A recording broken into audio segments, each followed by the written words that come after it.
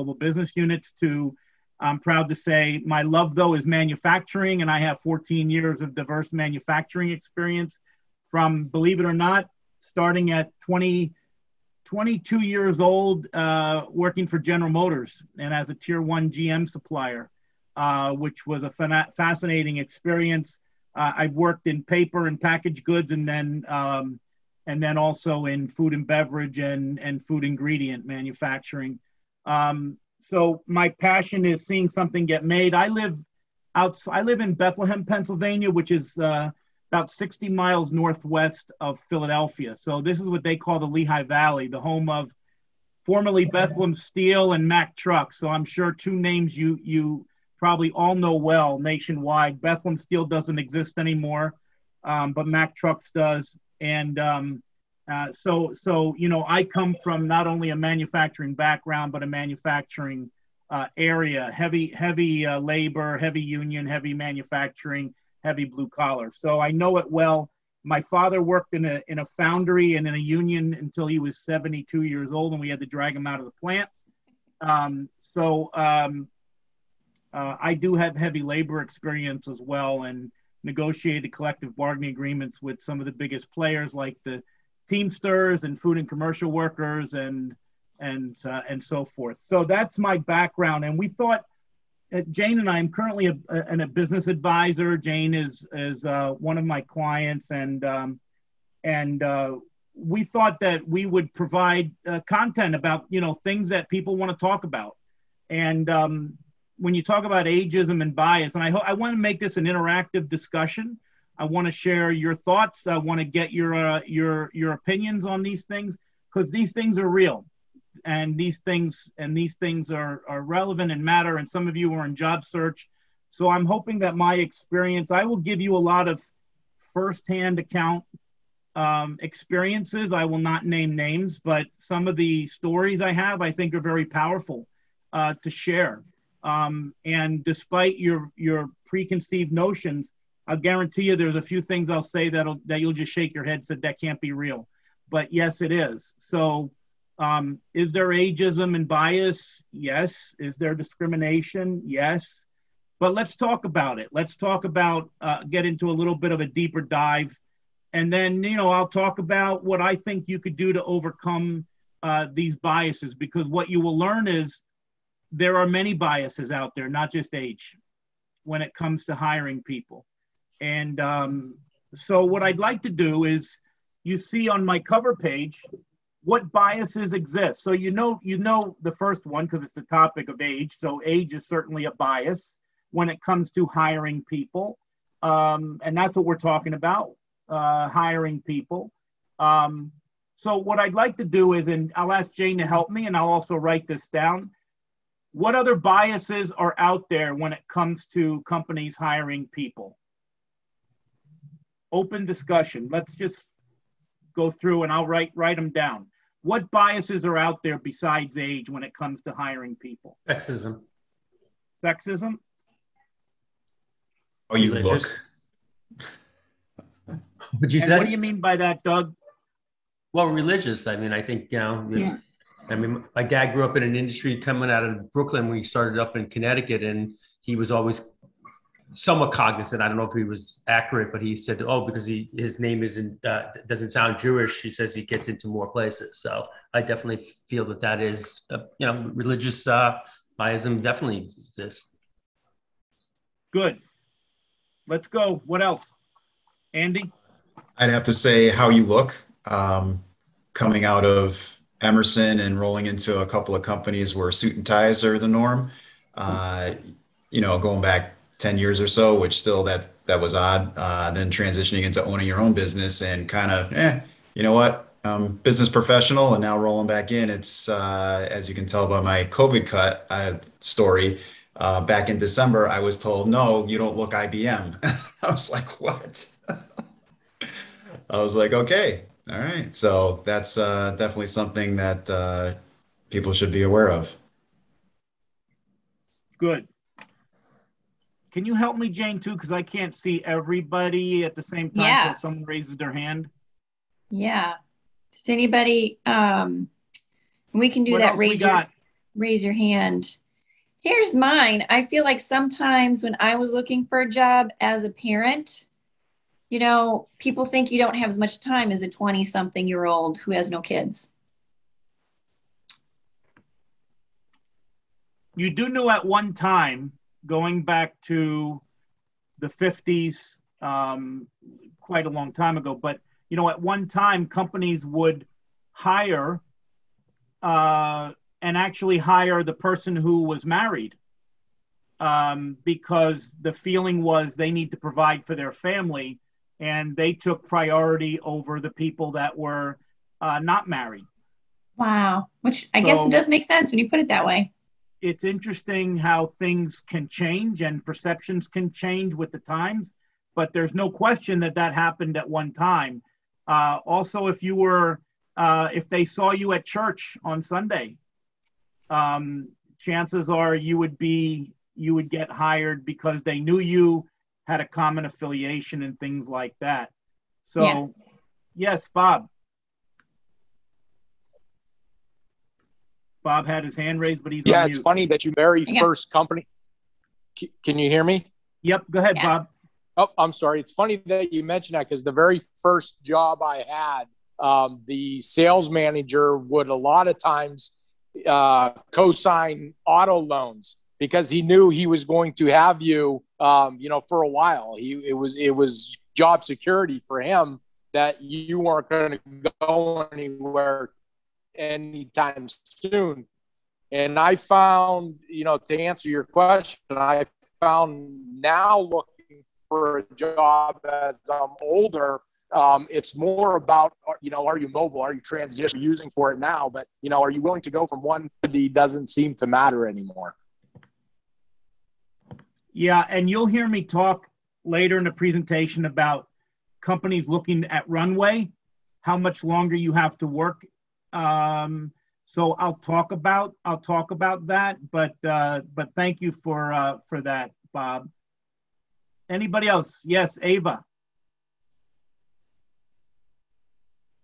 Oh, you're muted. There you go. And by the way, it does help me if you use the hand, raise your hand, because then you go to the front. So Ava, good to meet you. Good to meet you too. I've noticed political affiliation does seem to make some difference. If people see you've done work for political organizations in the past, that also makes a difference. Interesting. Absolutely huge today. So divided, and we won't get into politics, but clearly, people are becoming more emboldened on both sides. It's entered into the recruiting discussions. It shouldn't be, but companies are being very clear in their beliefs and their value system, and it translates religion, politics, things you shouldn't be talking about, but it is permeating, absolutely permeating the recruiting process, and it shouldn't be. So thank you for that, Ava. Neil. Yeah. So what about overconfidence bias, where, a recruiter, HR person thinks they know so much and they know the role so well that they just, they make the decision without you even getting to the hiring manager to have a good discussion. So I'm wondering if that's something to look out for. Yep, that could be a bias as well, because you have the screener, right? And yep. If the screener for whatever reason decides not to move you on, then you don't get that opportunity. Yep. So we'll make sure I touch on that, Neil, if I don't talk about that specifically. Okay. And a lot of those screeners, in my opinion, I always use the term 12, but they're very young, those junior recruiter types. Yes. Yeah. And of course, Mike, there's the gender identification, the race, there's just everything and anything and everything I feel people can be biased against. Yeah, and that's kind of what I'm going to talk about. Daniel. Well, now we're even facing AI bias in terms of the applicant tracking system and the keywords that are used and actual virtual video interviews where you don't even talk to anybody, but you talk to a computer and they just, however it's programmed, they decide whether you go forward or not. And applicant tracking systems is a whole nother conversation. And, but, you know, I'll try to answer as many questions as I have that's on topic, but absolutely. And, you know, you got to get around the AI, you got to get around the applicant tracking systems. If anyone who's had the unfortunate experience of, you know, having to go through an applicant tracking system, it's horrible. And it's not a good applicant experience. So it's important to me. It was always important to me to have a great applicant and candidate experience, great employee experience, onboarding. And but you have to understand that too. A lot of companies are overwhelmed. A lot of HR departments are overwhelmed. But that's another discussion. But yeah, absolutely. There's bias that way. There's you know, salary bias, Daniel. Since you talk about the applicant tracking system, you know, a lot of times they'll ask you what your salary expectation. You put in a number that's too high, you're knocked out. You're knocked out. So anything else? And then we got to move on because we only have an hour. Any other ones?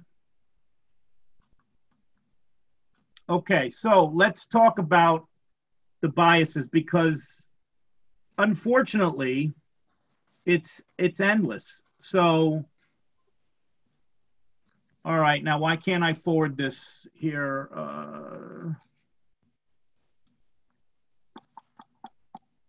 Hold on.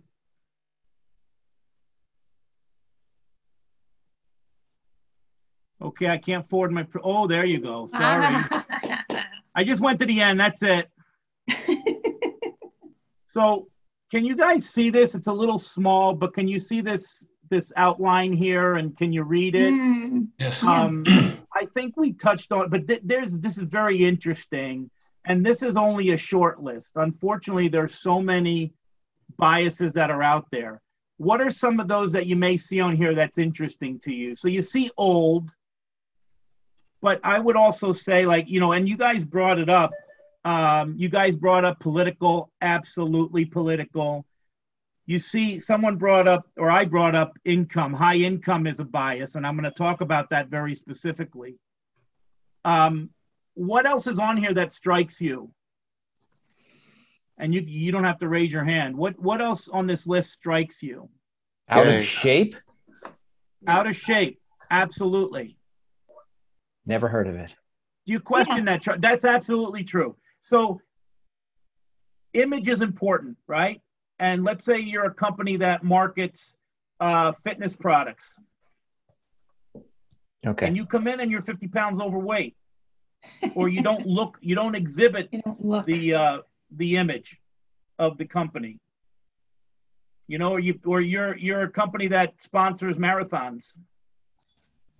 Companies do hire sometimes in their image, but yeah, out of shape could be. There's so many biases, but yes. What else strikes you on here? Because there's a couple here that strike me that we haven't talked about. I mean, I'll say gay is one because especially with so much focus on, you know, inclusion and diversity these days. That's that right. You have that on there, yeah. But it absolutely is a bias. Yeah. What about white, Mike? Everybody's talking so much about diversity. Is there then well, we have to choose someone other than Jane because she's a white female and we're looking to increase our number? You know what I mean? Like, yeah, and it never should have gotten to that. You do have that, which is unfortunate.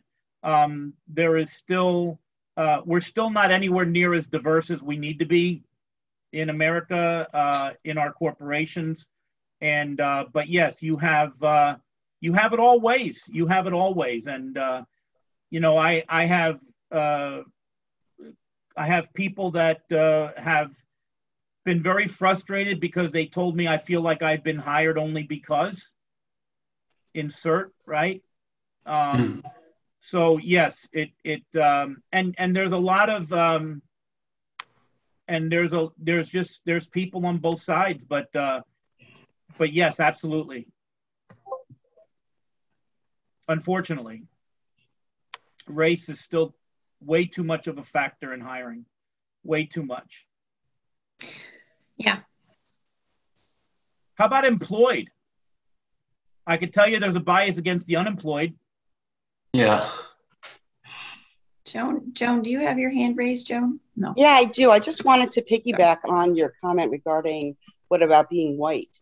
And the organization that I just left, I consider a phenomenal organization, but they went on a diversity initiative that I do believe went to a different extreme where, you know, everybody they were looking to hire was of a diverse background.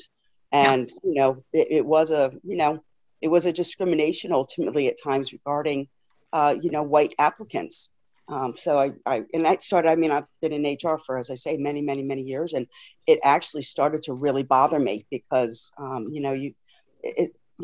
they were extreme, and that's just unfortunate, because they maybe didn't get the best candidate. They got a good candidate. They got a qualified candidate, but they would choose somebody of a diverse background. And companies need to be more inclusive, but most companies don't have a clue how to do that. And it should never be about a quota. And it should be about, how are you part of the community? How do you reach out to everybody? And most companies don't have a clue about engagement or diversity or inclusion and the sweat equity it takes to really be an inclusive organization. And unfortunately, a lot of companies, when it comes to race, for a lot of companies, it's a check the box exercise, which is very unfortunate. Charlie. I'll throw this out there really quickly, just a quick story that I was applying for a position in an unnamed company, and the hiring manager told me, he said, we have plenty of white males, we have plenty of white females, we have plenty of gay males, and we have plenty of gay females. We're looking for other people besides you. And it's an ugly reality, but I couldn't believe what he said. It's more common than you think. The thing that's shocking is that he admitted that to you. And he said, I was well qualified, but just not what they needed to fill. Yeah, I mean, we could fill a week of stories like this, which is very unfortunate. And I think the bottom line, Charlie, is you wouldn't have wanted to work for that organization. No.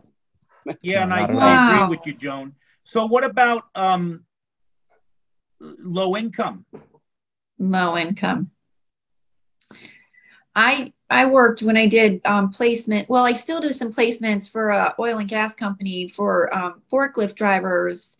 And a lot of those people are very low income. So rewarding to work with them. But I feel like sometimes there's a lot of bias. If you don't have a car, you have to rely on public transportation. Some people might not want to hire you, or you don't look great, or you're 5 minutes late for an interview because the bus ran late, or what have you. That's unfortunate. So do you know that part of Princeton University's diversity efforts they looked at diversity many different ways, and just one of the ways they looked at it was trying to be inclusive of low-income students that come from low-income families, because that's not their demographic, right? And and what their challenges are, right? Being from a low-income qualified, but the challenges they have. So I just thought that was interesting. You see old on there. How about blonde? That's an old stereotype, isn't it? Never ever thought of it. That's an interesting one. Tall, I'll do the reverse. Short. I will tell you, short men have a big problem.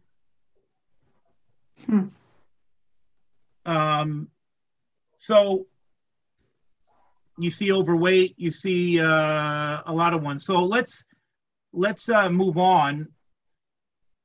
So bias. Yeah. Mike, do you feel Zoom has benefited anyone who's maybe too tall, too short, overweight, because you can't see the whole? Do you feel like Zoom has kind of leveled that out a little, or no? No, I think it's kind of a snapshot into people's houses too, right? Unless you could change the background, but I think sometimes you can get a good impression or bad impression by the background. I think some people don't translate very well on Zoom, so nothing replaces a face-to-face conversation. I mean, I think it's just human nature. So I don't think Zoom has helped people. And eventually you're going to see the person anyway, although there was a lot of hiring during the pandemic that, didn't happen. Never met the person in person. So this is just out of Wikipedia. Bias is a disproportionate weight in favor of or against, usually in a way that is closed-minded, prejudicial, or unfair. Biases can be innate or learned. People may develop biases for or against an individual, a group, or a belief. So, call it what you will. Bias, perceptions, presumptions, stereotypes can be against anything. And we've all experienced it. I mean, my goodness, we just came up with like a dozen topics of where there's bias in hiring, or bias in the workplace, bias in promotions, all of that stuff. Physical characteristics, gender, sexual orientation, political, someone said, yes, religion, name. I mean, it has been proven. If you have a last name that would identify you as African-American or Hispanic, we know for sure that could knock you out. I will share with you that when I came out of college, I couldn't get a job. And someone told me it's because of my last name, and I didn't know what they were talking about. And I did a little social experiment. I sent out resumes, same resume to the same companies. The only difference is I changed my last name. I have an obvious Hispanic last name, although the irony is I'm not even a majority Hispanic, but that's another discussion. And 60% under Michael Smith called me for a job interview where I got rejected under Michael Rivera. So it was a very interesting lesson learned early on, because I didn't even know that existed coming out of college. But and so illegal. Oh, there's a lot of illegal stuff going on. Let's talk about, so any comments before I go on to my next slide? Does my story surprise anybody? No. You talk about presumptions. So I'll go one step further. I'll make it personal. My daughters are probably about 10 to 15% Hispanic, but they have the last name, and yet you wouldn't believe the stuff they get in the mail that's in Spanish. How dare these folks? Who's their marketing department? So it's awfully presumptuous, and I've been lifelong championing for equal rights, equal opportunity. It's why I'm in the profession I'm in. So, okay. Little busy slide, but let me explain this. So we know ageism exists, but I don't think people realize the correlation between age, success, and salary. In the blue, the little pyramid there, the blue pyramid, where you see executive, managerial, individual contributors, that's a typical organization chart, right? There's, the higher you go up the ladder, the less positions there are, right? And this is an oversimplification, but you understand that there's more individual contributors. You get into the management ranks, there's less. You get into the executive ranks, there's less. You get into a CEO, there's one, right? CFO, there's one. CHRO, there's one. So you get my point that there's less jobs, there's more competition. But typically, as a typical career progression is you will have your maximum earnings in your 50s. Okay, you progress through the ladder. You're at the peak of your career, and what happens is that as there are less jobs available as you move up the ladder, what happens? You see your salary expectation at the same time gets wider. You have greater salary expectations. So if you're used to making $100,000 or $200,000 a year, and the position's paying $150,000, you're like, well, I'm not taking a salary cut. And what I'll talk about is market forces really drive demand for salaries, and it fluctuates to such a great degree. And we've seen it recently with the pandemic, which I'll talk about. But you may sit here and say, boy, no one wants to hire a 50-year-old. And yet it could be that you've turned down 3 or 4 jobs at a lower salary that you just weren't willing to talk to that company about. So it's not necessarily age, but it's also your expectations. So you have to factor that into the equation. So at the same time, you're looking for a high salary based on your level and what you've achieved in your career. The number of jobs decrease, as you see on the right-hand side, at the same time while your success drives your salary. And I think that you have to understand that that's a factor. Your salary is a factor. And I'll talk about it very clearly on the next slide. But your salary is a factor when it comes to hiring and what a company is willing to pay. Questions so far?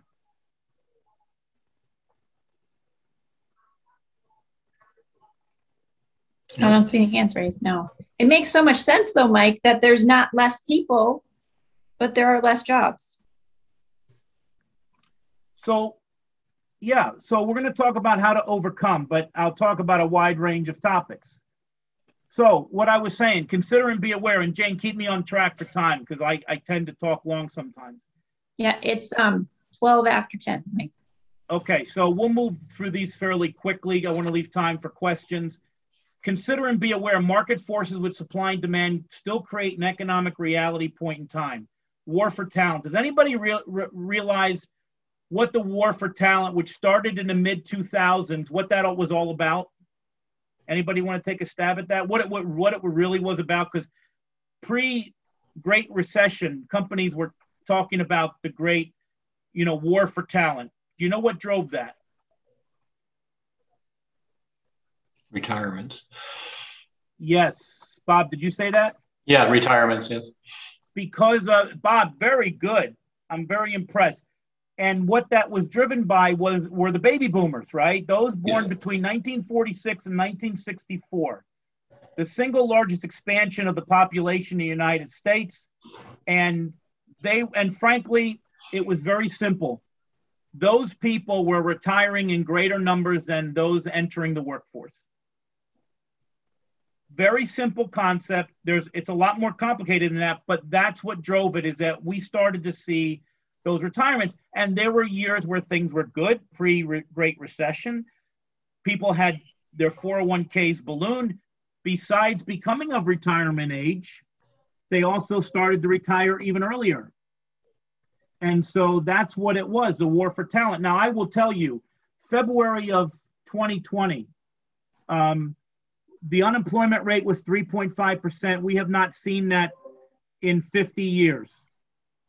Pandemic hits mid-March of 2020.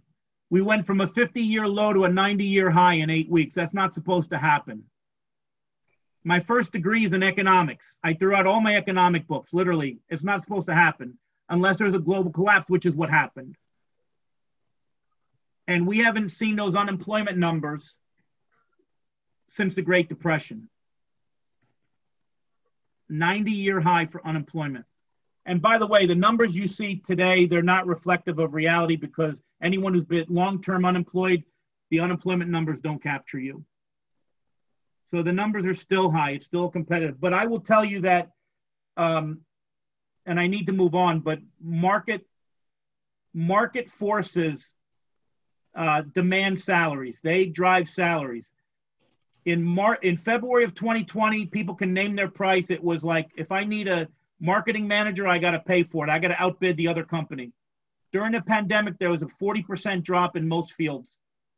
A lot of companies were saying, yeah, I need a product manager, but I want to pay this. Someone will take it that's qualified. And this is something I could talk about all day. So, keep in mind that market forces will drive salaries, no question. So how do we overcome age bias? Ditch the elevator pitch that starts with, I have 25 years, or insert the number, years of professional experience. When was the last time you saw in a job description that it said we're looking for someone with 25 years of experience? I didn't make the rules, by the way. You tend to have 1 to 3, 3 to 5, 7 to 10 is probably the most you'll see. I don't know who came up with those rules, but just don't use the number of years of experience because it's irrelevant. It's still a matter of what you can do for the organization. I will tell you with certainty that it is less about age and all the other biases that we talked about. It's less about that. And it's more about your energy, your enthusiasm, your positive attitude, and culture fit. Companies still want to hire a culture fit. If you go in with the attitude, well, who's going to hire a 50-some-year-old or a 60-some-year-old, you've lost the fight to begin with before you even started.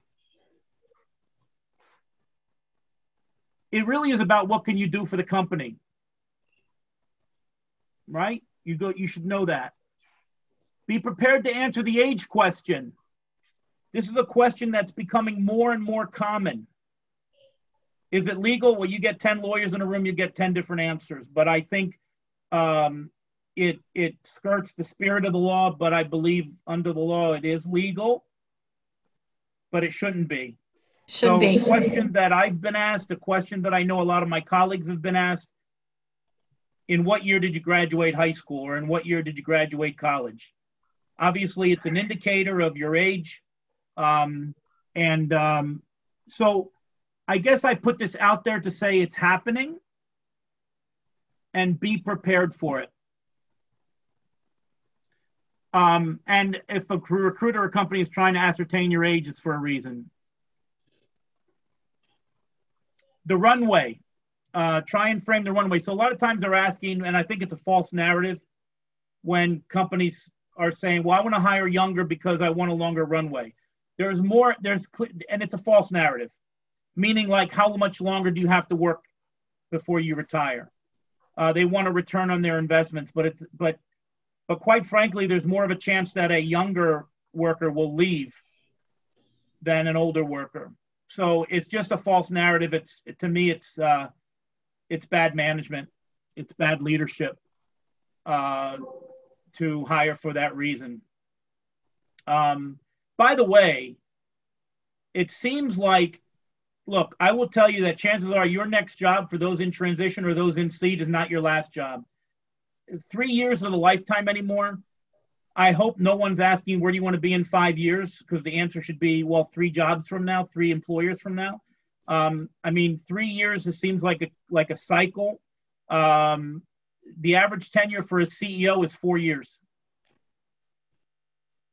Joan. So I just wonder then, so what is the age question for if they're looking for a certain age? Because as you say, like runway really doesn't exist anymore. We can get hired tomorrow and we're not going to be there for the rest of our working years. So what is that? It's hard to answer that, Joan. Why should they even ask that? Why does it matter? Yeah. But sometimes sometimes, and this is wrong, right? But sometimes they're trying to ascertain. They're trying to maybe say, are you going to fit within our culture? Are you going to, or again, can you and if you're like in middle management, so are you young enough where you can be promoted a couple of times? It's all a false narrative. Yeah. It's all a false narrative. So I can't get into the psyche of that, but it's just wrong. And it doesn't help the company at all. Be realistic with salary demands, know the current market. Your value and worth are 2 different things. I know, and still today, for instance, there's a shortage on truck drivers. Yeah, CDL license. I know truck drivers that make well into 6 figures because supply and demand. And I know from time to time, people will come to me and say, well, well, your truck drivers are making X. I was like, yeah, if you want to earn that, I'll be glad to give you a truck driver job. Go get your CDL license. But it's all supply and demand. Always trying to find an advocate. The HR departments are overwhelmed, understaffed, and during the pandemic, incredibly, most HR departments, a lot of them were decimated. They were the first taken out. You talk about stereotypes, there's a stereotype. HR is overhead. Nothing could be further from the truth. They contribute more to the bottom line than most companies realize. But you don't see engagement and turnover on a P&L. So cannot completely avoid bias against physical traits and characteristics. Does anybody disagree with this comment that, I'll just give you one example, but, and this is unfortunate, but does anybody disagree with, in the context of hiring, that that gray hair is more of a negative factor for women than men? I see Jane shaking her head. I can't see others shaking their head, but anybody disagree with that?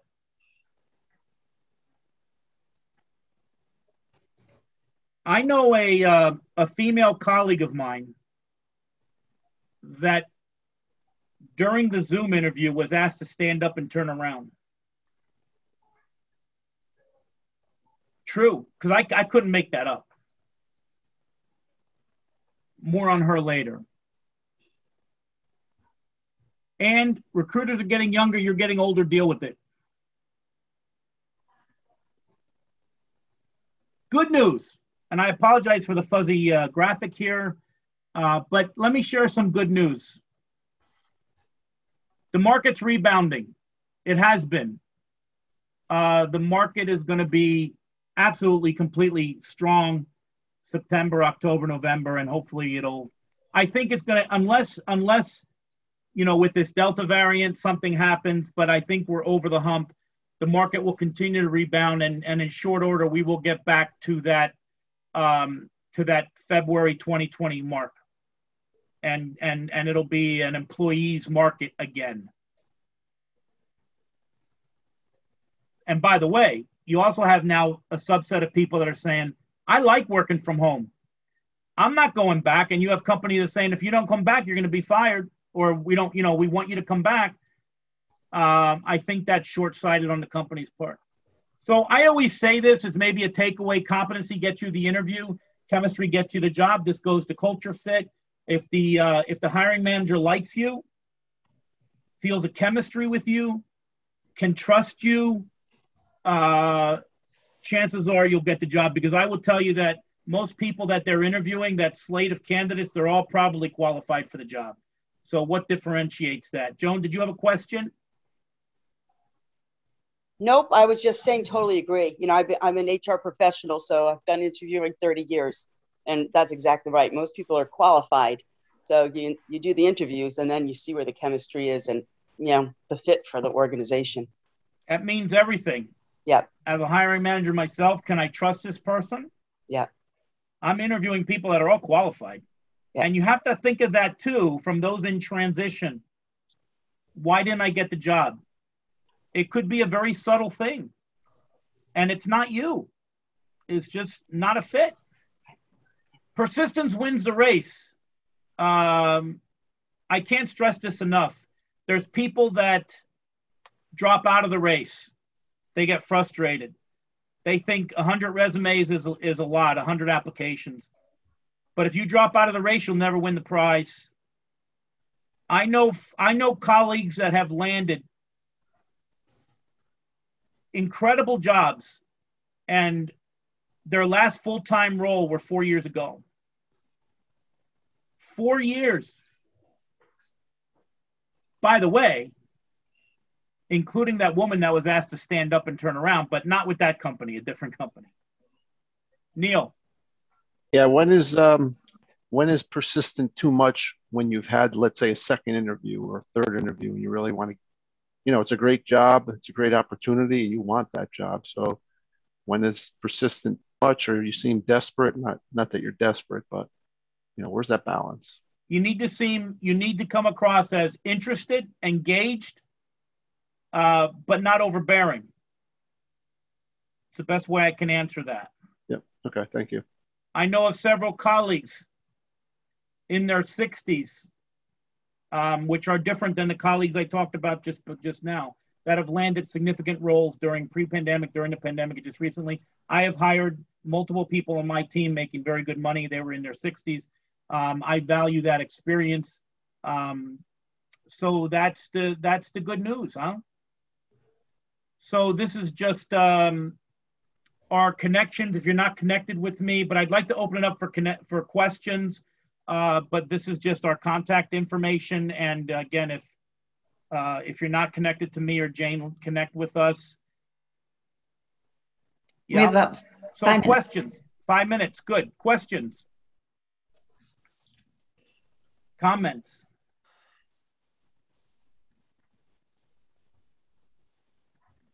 I have a comment, just to kind of a point.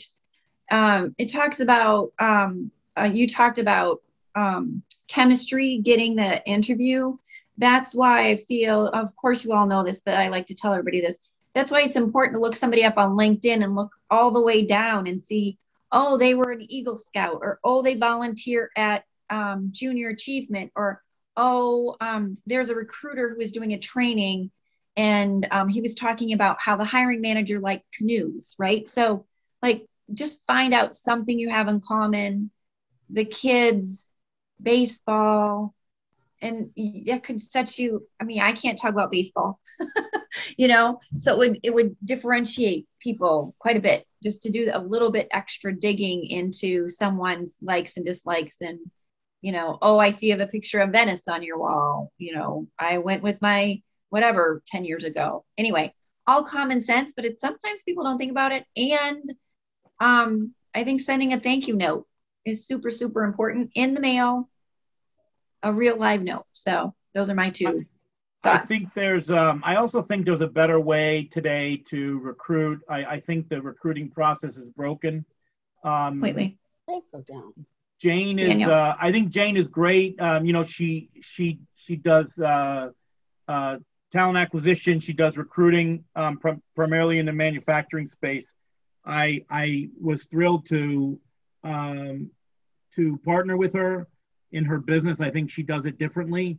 And I think she's a person that really cares and gets to know both sides, which is important.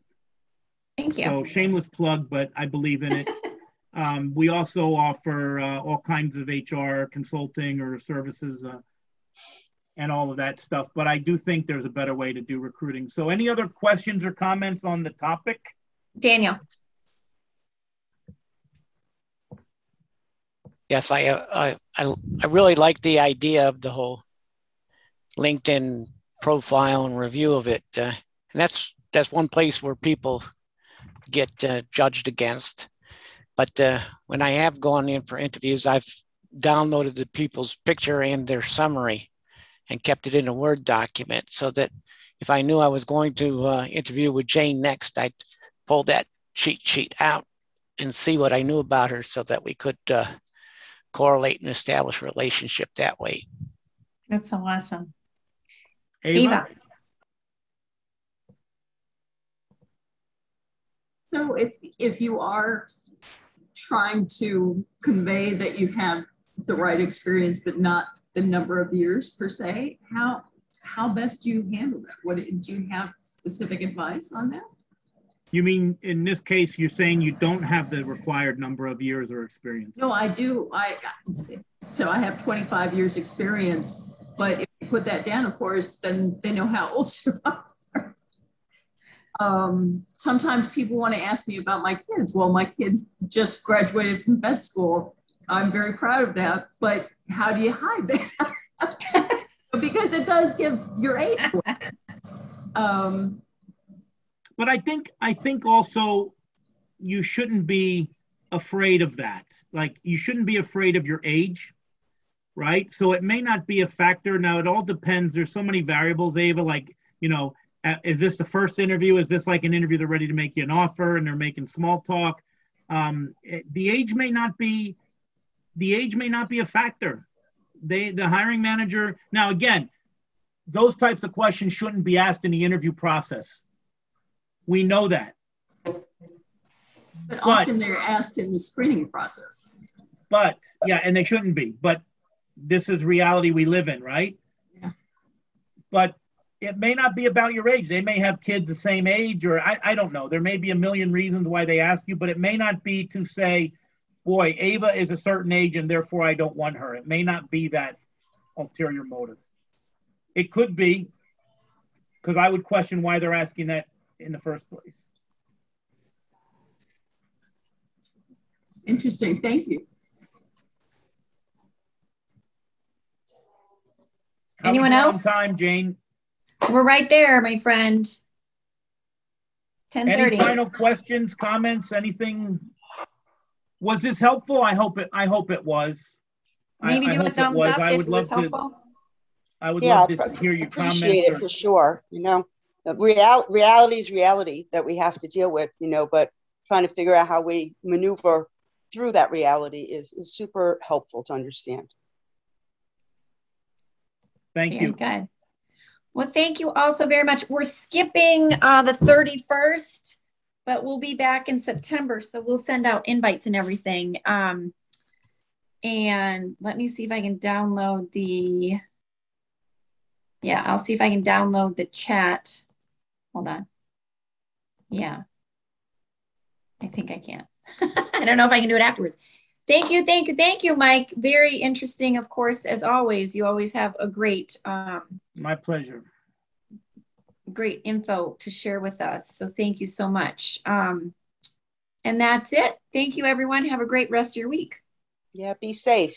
Bye. Thank you. Yeah, you too. Bye. Take care, Absolutely. Michael. Bye. Take care, Jane. Thank Bye-bye. you. Bye-bye.